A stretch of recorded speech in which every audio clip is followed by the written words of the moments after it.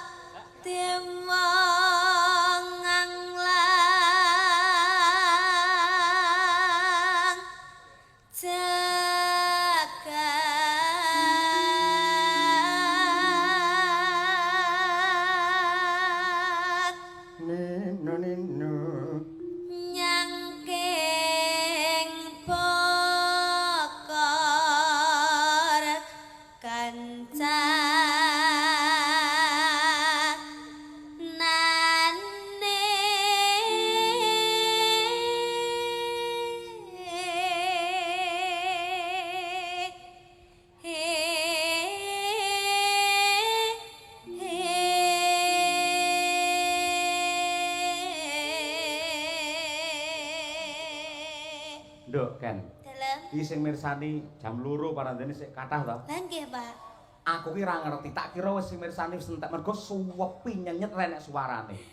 Menikmati, Pak. Lah ngene iki golek penonton model penghayat kaya ngene iki angel lho. Lah nggih. Kabeh padha tingkem, kabeh padha nggatekake, kabeh ora ana sing cemuwit merga mengapresiasi pagelaran wayang sing nyatane iki warisane para leluhur. Mila luar biasa, penonton yang berkarakter dan bertata krama ya ning kene iki. Apik tenan. Ketok lek budaya ya, Pak. Budaya, beretika, bertata krama ngono. Masyarakat mriki niku ketingale kok seni nggih, Pak. Kados wong seni sedaya ngoten lho, Pak. Sebabe Berwibawa. wah berwibawa. Oh Nggih. iya. Nggih. Luar biasa. Ora mung ngono jenenge pengaruh kon dhuwur kok kan. Anggere sindene ya berwibawa, ya sing mirsani melu berwibawa. Oh nggih, leres. Nggih, anggere penabuh iki berwibawa. Kabeh do tapa ngono. Ya pengaruh melu khidmat kabeh. Ha ya ngono. Damel kopiah sedaya lho, Pak. Pundi? Duh, bapak-bapake? Oh, nggih, pancen ngoten niku. Sing jenenge kopiah iki ora khusus wong Islam kan. Kuwi pancen ciri khase wong Jawa iki kaya ngono. Bung Karno kaya mending ngangge kopiah kaya ngono kuwi. Ha, ngono kuwi nggih. Nah, ngenteni niken kuwi.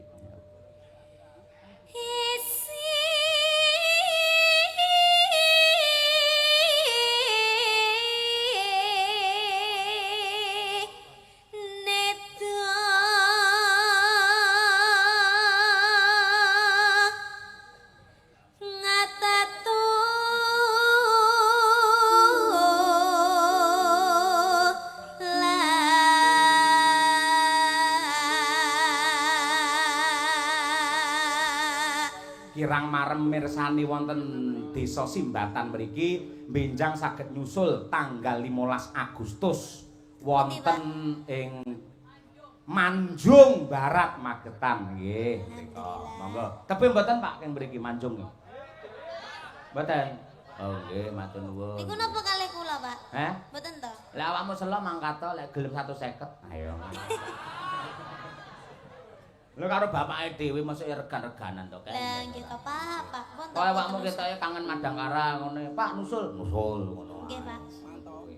Kula iki napa to mboten masalah ngeten niku lek kalih jenengan niku wis mboten, Pak, kula, Pak. Ora, lah sebabe apa? Sebabe? Lah kan nggih kados anake kalih bapake to. Ah iya, bener kaya ngono kuwi. Awake dhewe ora perlu mikir dhuwit. Pamane ya ditanggap ngene iki karo Pak Rasa, ora perlu mikir saweran. Ora perlu. Saweran ben dipikir karo Pak Rasa dhewe ya. Lah nggih, ya ora diwe ya dinteni ngono lho, Pak. Lah.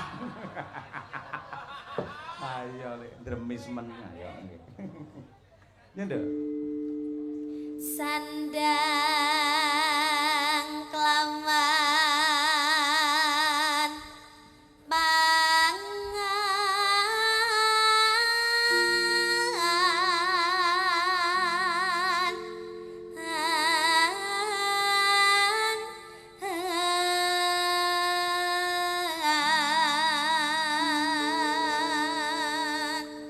Saiki wis kelas 2 SMA, terus Nggih. kelas 3. Rencanane kuliah ning ndi, Bu?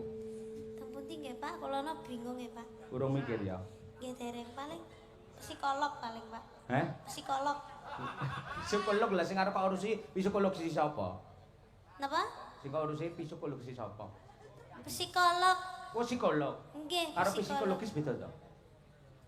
Nggih sami, Pak. Ayo sami. Ayo. Mengke kan nek jenengan butuh teman curhat, mengke kan curhat teng kula pada solusi ngoten lho, Pak. Gua berarti padake aku stres lek kowe berarti.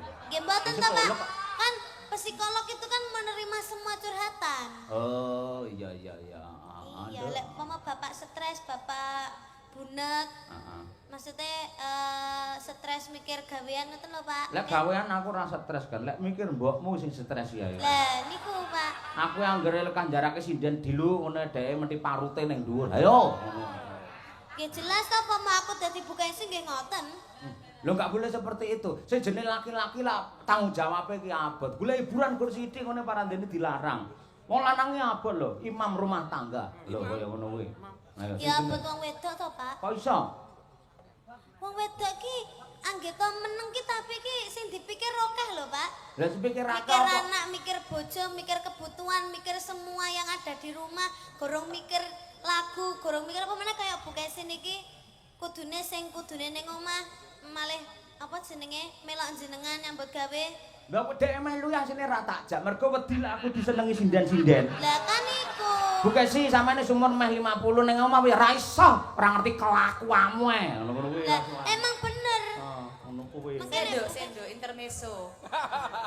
Iki salah. Internet. Bapakmu ki gak bener ngapusi. Ibu ki lho karo bapakmu iki bekti. Ibu ki arep ning kampus, blonjo ning pasar, salin cium tangan karo bapakmu. Terus elingo ta anggere aku cium tangan mesti sampean kan mengencup keningku to, Pak. Heeh. Ya ngono kuwi wong lanang sing apik karo bojo gemakti. Aku areke blonjo ning pasar salim, arep pengajian salim karo sampean terus mbok kecup keningku. Ah, kuwi ora ngerti to kowe kan diingi lak prei sewengi. Nggih. Bukesi iki ndelah bar anu lho ulang tahun pernikahan kuwi lho. Oh nggih, Yang anniversary. ke-16. Oh, tak jak dolannya Bukesi. Wis saiki ning mall. Wis karo aku tak gandeng tangane kae. Kowe tok mesra banget kae.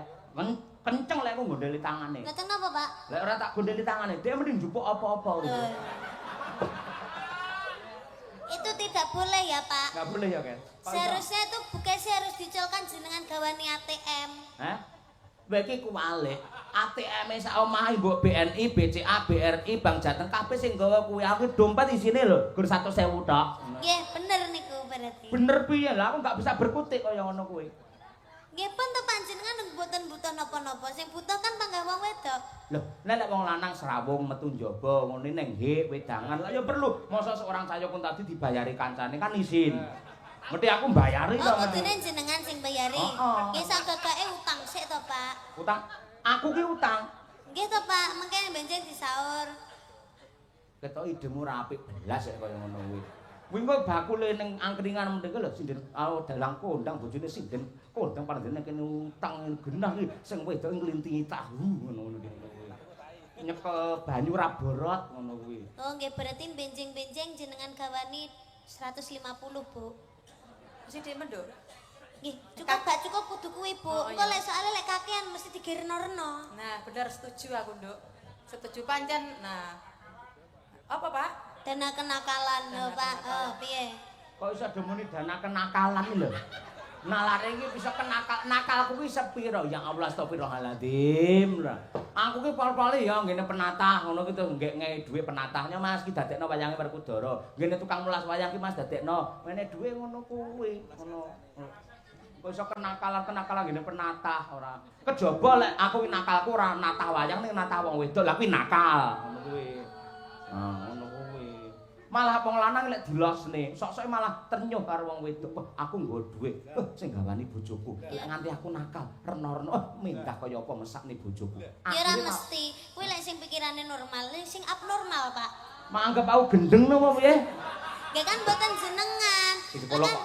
Jenengan kan nyanjangi niki kan nggih dimirengne sedaya para laki-laki to, Pak. Lek mboten jenengan normal. Lek aku dilosne karo bojoku berarti kan aku kudu menjaga perasaan seorang istri. Oh, ngono. Lek wong liya kan aku mumpung dilosne bojoku berarti aku tak ngene mau bojoku ora ngerti ngono to, Pak. Lho, dadi aku kan menjaga perasaan seorang istri Bu Kesi Ya, ngono. harus. Lho, lek diimbangi ra apa-apa lek genti Bu Kesi menjaga perasaanku. Lah emang Bu Kesi mboten menjaga perasaan jenengan. Lho, aku anggere nek sinden nglirik ngono dhek kok langsung ayo matane ngono. Ora aku adep-debok no akhire sewengi nyawangi iki lho aku sewengi iki. Ora Nduk, aku kok ora percaya karo omongan bapakmu. Sampeyan ngerti to wingi pas bintang tamu ning Ponorogo, ndalane Ponorogo bapakmu bintang tamu ning Mbak Silvi Kumalasari. Piye polahe jare? Ibu ya gur mesem guyu jarake Mbak Silvi. Saya lek nek Mbak Elisa, ibaratnya Mbak Elisa rek tak lamarke lho. Tenan lho, aku ikhlas lho, Pak. Ketok ikhlas tak omong ikhlas. Asine kene murup kuwi kene iki. Kalungan kulkas kuwi dhek. Kurang percaya apa to sampean karo aku. Api-apike wong wedoke dilok Raden Janaka. Wah, Bojone pira? Sakopi. Dewi Para Sembadra. Kuwi digarwa duwe bojo apa jenenge? Janaka kuwi duwe bojo akeh. Sembadra ki gur mesem guyu, malah ngerabekne bojone kuwi mau. Sri Kandi dilamarke, Larasati dilamarke kanggo Raden Janaka. Ibumu ki ya jiwane kaya Dewi Para Sembadra, Nduk. Berarti jenengan lila lek Wis bapak iki. ikhlas aku malah penak enek sing ngewangi aku kekeselen, Nduk. Lah aku ora gelem mesti ora ikhlas kok, Nduk. Wong sing ditawane Bu Kesi jenis kema lho, banci-banci ngono kuwi lho. Lah aku piye masa anggar. Ayo ngono. Ayo, ngono jenenge puwa-puwa wong jatahe Larsa ora mapek. Ayo. Tekan ndi kan iki mau kan? Ayo kan. Ya iku. Ya iku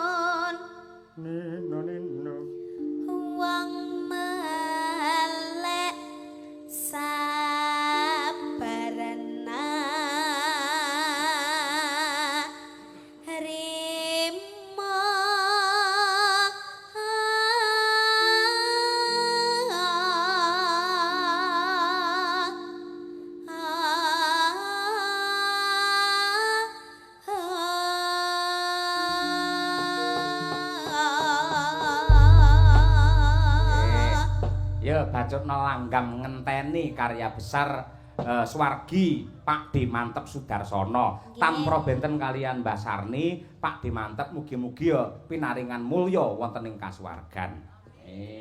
Nduk. aku ngenteni takamu kaya ngenteni madeni mayar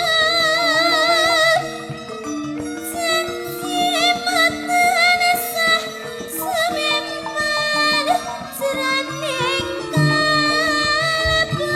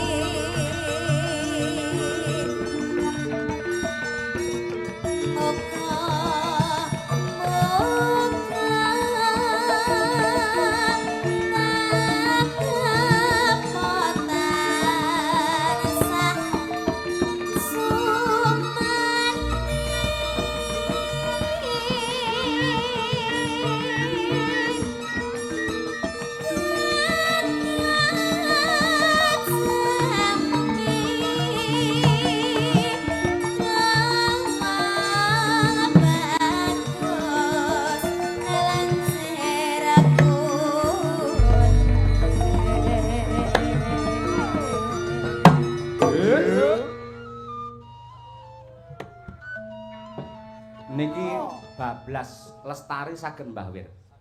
Saged nggih, nggih. Niki karo menyelam minum air minangkani pamundhute Mbah No Kulit. Nah, nggih. Mangke sing saking keluarga Kediri jangan lupa setelah ini. Oke, siap, nggih. Ya, Nduk. Gledang gledang kae aku merenatan sing sine tepanen